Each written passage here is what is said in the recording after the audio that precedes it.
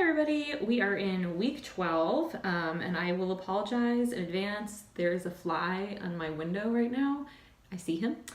He's been kind of buzzing around and so you may hear that throughout the video. So I apologize in advance. Hopefully he's not too much of a problem. So Dan did a really good job with putting together some questions on the text reading that we had, the online article, as well as the videos that we had. So especially in relating it to the project that we just did and kind of going our future thinking. So the first question is talking about the readings and did it cause us to reconsider any of the pilot test work that we did? And yes, I shouldn't say it made me reconsider. These were kind of some things that we had discovered along the way, and it's kind of reinforcing those thoughts. I think one of the biggest things was just making sure that the test method that we used, in our case was that Carmen page, was accessible for our target audience, and making sure it looked correct. That was kind of one of the big things it mentioned is eliminating design problems. So we had some problems with the design of the page, the content and the layout and what was asked. And I think, our user was very frustrated with that they didn't complete it. So reading through the textbook chapter or the article that we had, it kind of reinforced that. And I think another thing would be thinking about our target population a little bit more. And it kind of, unfortunately in this situation, we had to pick people we knew. We can't really go out right now and have the time to just find random people. But I think if we really could do it, that this article made me think about how we would need a random sample of, users of Carmen across the whole campus in a, variety of departments and roles, whether they're full-time like faculty or instructional designers or lecturers or maybe grad students who help out. So that was just something that kind of was making me think about a little bit further about what we could do in the future if this was in a real world scenario. For Don Norman's video with the get the feeling that pleasant things work better. Yes, that is 100% true for me personally. I'm a very visual and visual person who focuses a lot on aesthetics of things. So that's kind of something that I'm drawn to. So I totally get that. I don't think anybody wants to look at something that doesn't look good to them. I think the problem with this, especially in evaluating in general, and especially when we're kind of looking at the videos, is you can't make something that looks pretty for everybody. Everyone has a different opinion, I guess, on what that means. What's something that's pleasant? What does that mean? Right? That's so subjective. So it's true for me, because if I'm happy with the product or how something looks, I'm more inclined to use it. I think that goes with like work. So at my desk space, for example, I have things that, pictures and of family and friends and posters of dance groups that I was, in, and dance recitals, things that make me happy and things that are pleasant. And it makes my, work environment happier, and therefore I perform better and do better. So I think that goes for a lot of people, and you can apply that to the look of an app, the look of a website, all that kind of stuff. And going off of pleasant things working better, I think the online article that we were looking at, I thought had a really nice layout.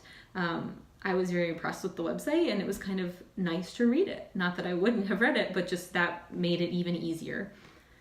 And then, does this make you think about the lesson you're evaluating in your project in a different way? I think right off the bat, when we picked our lesson that we were evaluating, which is an online article, it had YouTube videos and then some small text. I didn't care about the content. I kind of was going straight for, how does this look? And my brain was already coming up with things. Oh, I think this would look better this way. So yes, I guess it does make me think about it. Like, I think I'm almost bringing probably a bias into it of how I would evaluate that. I think right off the bat, yes, that online tool and online lesson is probably doing a good job of meeting the objectives that they're stating. However, I immediately was like, well, I don't like the way this looks, or I wouldn't have bold text there where they have bold text, things like that. So it definitely does make me look at it in a different way. I don't think that watching or hearing that statement had an impact just because I already operate that way. And then discussions of evaluation versus research. Where does the usability testing fit? Does the need for representative testers change how you might approach future projects? So the answer to kind of the first question of where does it fit, it definitely fits within evaluation. You have to do it. And in a way, it is the research. So I guess maybe I'm not even answering that question right, or maybe understanding what should be asked, but it fits.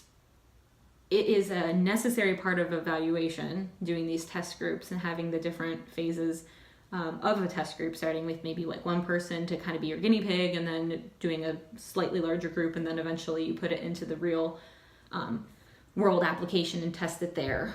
So I think usability testing is in evaluation, and in and of itself, it can be research. I think they talked a little bit about how a lot of people do market research where they just throw out a product into the real world, and that's kind of their first test, I guess, their first usability test. Whereas I think you should be doing it prior in an evaluation, perhaps. And then lastly, asking about the quote from the Margaret Gould Stewart, the Facebook lady, data analytics will never be a substitute for design intuition. Yes, I think her point was saying how data can tell us so much. It can inform us. It can kind of give us information of what is, but it cannot tell you what to do. We have to, as humans, use that data in order to formulate decisions on what we're going to do next to improve something. And again, I am a very design-oriented person and kind of believe that that's a human thing. Like, I shouldn't say you have it or you don't, but it's an intuitive, they say intuition, it's an intuitive thing. I really do believe that. Some people just, their brain works a little bit differently, and I don't think data can do that. I don't think data can tell you how to make something look. We have research that can kind of give you a guidance on what to do, but it's not really gonna give you that extra step. I suppose that's what makes things that could just be good to be great. And I think that was kind of the next quote or next thing she talked about with that, is that data can kind of tell you how to not do stuff, but it can't tell you how to make something great. So how can it affect our project going forward?